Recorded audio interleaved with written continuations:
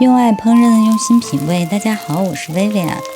今天给大家推荐一道日式料理——海鲜茶泡饭，跟我一起试试吧。盆中倒入1份糙米、2份白米，加入适量清水，快速漂洗一下。今天呢，参考了日式的淘米3部曲。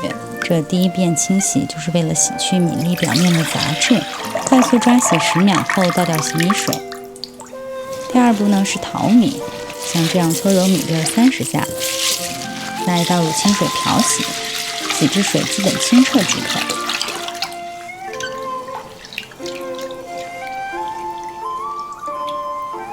最后再浸泡半小时，米粒吸饱了水就可以上锅蒸了。水量不用多，稍微没过大米就行。冰鲜的三文鱼淋上日式清酒，再撒些食盐，轻揉按摩之后，静置15分钟去腥入底味儿。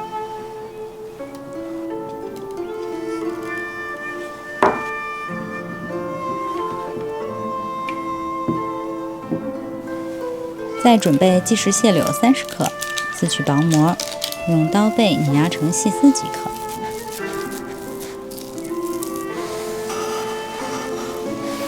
最后准备2粒日式紫苏梅子，去核切成细碎，在米饭中拌入梅子，酸爽开胃又解腻。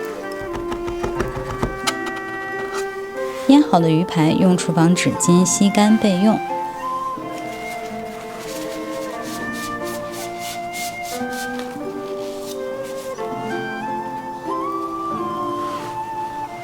开小火，在锅中淋入少许橄榄油，放入腌好的三文鱼排，小火慢煎至鱼排呈金黄色，再翻面，时间差不多需要3分钟左右。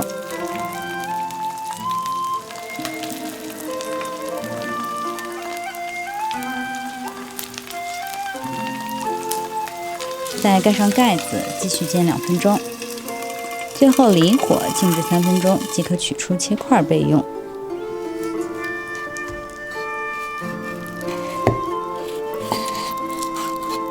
蒸熟的米饭盛入碗中，撒上芝麻海苔碎，再摆上三文鱼块、蟹柳、日式紫苏梅子，撒上香葱备用。下面开始煮茶，今天试试搭配瓶装绿茶，不仅有茶香，还伴有茉莉花的芬芳。煮至90度，淋入碗中，这茶泡饭就做好了。